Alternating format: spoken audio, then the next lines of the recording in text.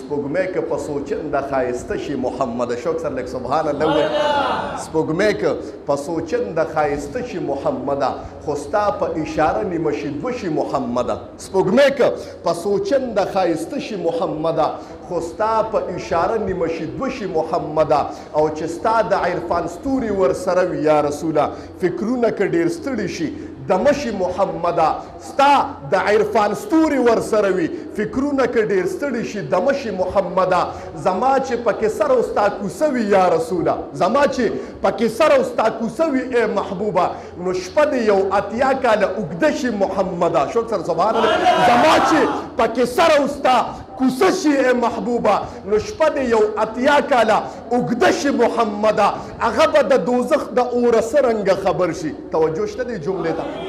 هغه به د دوزخ د اوره څرنګه خبر شي چې ستا غوندې هستي د چا اسره شي محمده، چې ستا غوندې هستي د چا اسره شي محمده. که مې مال دی که مې حال دی که مې اهل و عیال دی، که مې مال دی که مې حال دی که مې اهل و عیال دی، لتا مې د دا ټول صدقه شي محمده. او مثال ستا د ښایست د یو ویښته به پیدا نه کي، مثال ستا د ښایست د یو ویښته به پیدا نه کي. جمال د کائناتو کې جرګه شي محمده. څوک سره دماغو کې څه کوي چې په زړه کې به لا د هغې خبرې تصور د امام الانبیا نو راغلی چې زما رب به پې باندې بره دستخط کړی چې شی پوره شوی دی. د هغې تاسو ته یو خبره ونه کړم. حضرت سعد رضی الله تعالی عنه یو صحابي دی، تک تور صحابي دی، تک تور شکل عجیبه غوندې و. راغې کېناستل نو د امام الانبیا لاسونه یې ونیول، نو ورته یې ویې د الله رسوله زه خو ډېر بدرنګ یم، ډېر تور یم، څوک دا خلک را سره ګوره ډوډۍ هم نه خوري،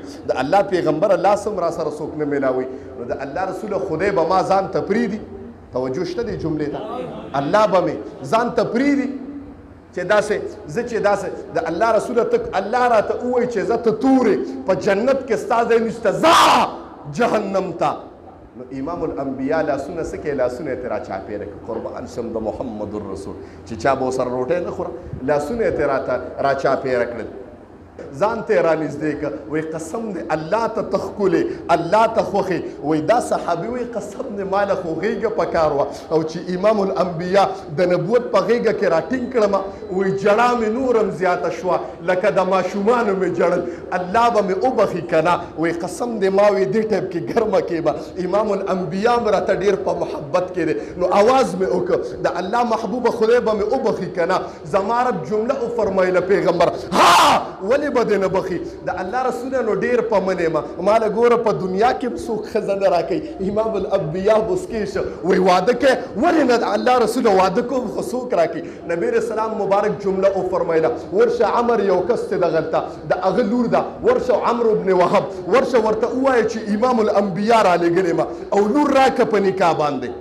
سعد وی ما وی موقع ده، ما وی موقع ده، زه تور یم روټۍ را سره څوک نه خوري او سلام را باندې نه اچي. او د واده او عمرو بن وهب ډیر مالداره انسانو او د هغه د لور د حسن چرچې وي په عربو کې. توجه شته دې جملې ته؟ د هغه د لور د حسن چرچې وي. ما وی چې را به کې که نه، خو د نبي اسلام وینا لاړم د عمرو بن وهب دروازې ته ودرېدم. ما وی سعد یم راغلی. وایه څه نه راغلی؟ وی الله پیغمبر رالیږلی یم چې ستا یوه لور ده. ها شته که نه؟ وی پیغمبر وی چې مال یې په نکاح راکړه. د چې دی سعد ته وکتل چې تک تور مخه، دانې په وجود باندې، داغونه په وجود باندې، عجیبه غوندې شکل. لاړه وي کور کې مشوره کوم، کور کې مشوره کوم. دې ښځې ورته دروازه کې وکتل نو اواز یې وکړه خاونده زموږ لور چېرته وده؟ چېرته ځمکه او چېرته اسمان، چېرته سپوږمۍ او چېرته سکاره. دا نشي زما لور ورسره ووایه د الله پیغمبر ته چې رشته راولېږه خیر دی، خو چې زما دا لور ورسره رضا یي نو رشته راولېږه چې زما د دې لور خو خوښي او نکاح ویلې کېږم دې ته چې د هلک او جینۍ رضامندي نو. او هغه زنانه وې محترم، هغه د نبي علیه صلات وسلام مبارک صحابه او غلامانو محترم و چې د لورې ورته د اواز د مور اواز کو، لورې زر د پلار د مټ نه ونیو. وایي دا چا رالیږلی دی؟ وای دا د تمام جهان سردار امام الانبیاء جناب محمد رسول الله را لېږلی وای چې پیغمبر را لېږلی دی خو کمال دی پکې زه ورسره نکاح ته تیار یم پلار یې راغی د نبي اسلام په در کې کېناسته وای د الله رسول لور مې وای چې تیار یم نکاح کوم ښه راشه دغې راوسته څه د وایه مهر ورکولی شي د الله پیغمبره مهر څه ته وایي ښه واده کې او مهر نه پېژني واده کې او مهر عجیبه غوندې نو د الله رسول ته ووایي زه خو غریب یم یو څادر ورسره او د هغې نه م لنګ والو نو ما سره سري څه ورکمه ځان مې ځکه ناجاړه کړی دی ما سره سري بهر د نبي اسلام مبارک جمله وفرمیله ورشه په عثمان ذي نورین باندې ورشه په عبدالرحمن ابن عوف باندې وایي پیغمبر را لېږلی ما نبي اسلام مبارک چې د اواز وکړه دی ورغې یو ورله 600 دیناره ورکړه یو ورله زما پیغمبر دی یو ته ستا 2 کورونه دا یو دله ورکړه وایي د الله رسول آمنا وسلمنا بخلې مې دی ورته شوک سره سبحان الله هغه صحابه و محترم بلډینګ او بنګلې ورته پرېښوده وایي راځه نن که زمونږ یو مقتدي ورته ووایم چېرې جي دا شی مې ستا په کار دی په ما بیا یاره جي تاوان مې دی پکې غرق په شم جي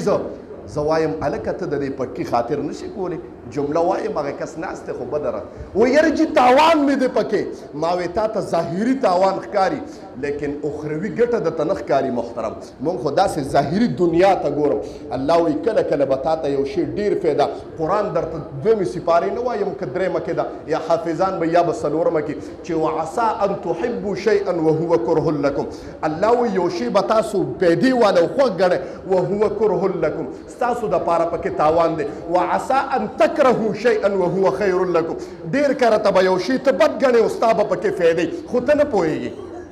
ډېر د الله پیغمبر او به مې بخه ورته یو وله 600 دیناره ورکړه نبی اسلام ورته وفرمیل دا څه لنګ دی اچولی دی لنګ کې ګرځي او ټول وایي چې ورسه یو ښکلې غوندې سوټ ځان له واله او ناوې له مواله او باقي باندې څه د واده سامان واله وایي ټیک د الله رسول چې ټیم مقرر شي نو وابلم ټیم یې مقرر کړ د واده وخت مقرر شي صحابي ډېر خوشحاله دی د مالداره سړي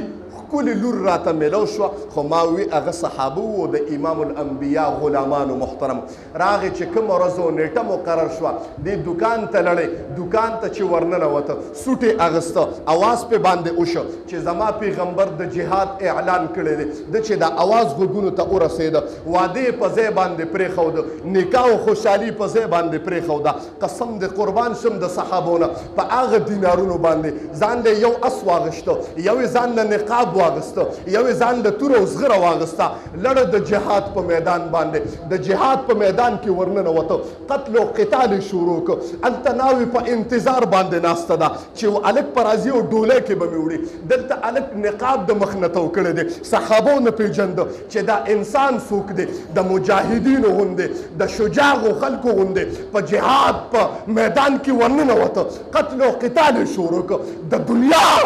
کافرانی مردار کړه زما پیغمبر جمله وفرمایله دا څوک دی ګویه څادر یې د مټ نه کوز شو تور مټ یې ښکاره شو داغونه پې باندې ولیدل زما پیغمبر اواز وکړو وګوره سعد خو نه دی سر یې وړه کړو ها سعد دې راننوتی دی د جهاد میدان ته قسم دې د ډېر جنګ نه بعد پې باندې ګزار وشو راپرېوته امام الانبیا ورته لاسونه داسې کړي دي رامنډې والې وګوره تاریخ د علماو نه تپوس وکړئ تمام تاریخ وګورئ د کتابونه د تاریخ کتب وګورئ تاسو ته یو کس داسې نه میلاویږي چې په غېږه د نبوت کې ترې نسا اوتې ده لیکن یو صحابي تا ته معلومیږي چې هغه خپل خواهشات د امام الانبیا په ذات باندې قربان کړه امام الانبیا په غېږ کې ناسته او اواز یې کړ د الله رسوله زه خو بېحاله یم خو د الله رسوله زه روان یم خدای به مې جنت ته پرېږدي او که نه خدای به ما له حورو سره نکاح وکړي که نه ما ورته دنیا کې خوره پرېښوده الله به مې انتظام وکړي او که نه زما پیغمبر نبوت والا څادر راواغسته د حضرت سعد نه په خپل څادر د مخ نه وینې پاکوي د بدن نه وینې پاکوي د سترګو نه اوښکې بهیږي سعد وفات شو روح ووته زما پیغمبر اواز وکړ ربا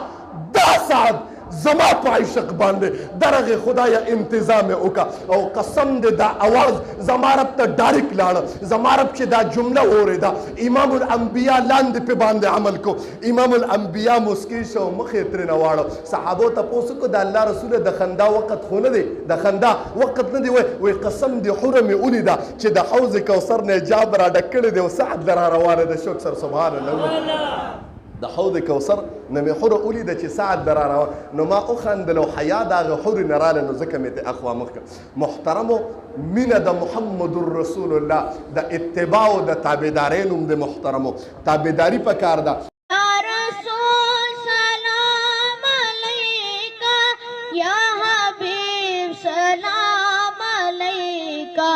سلام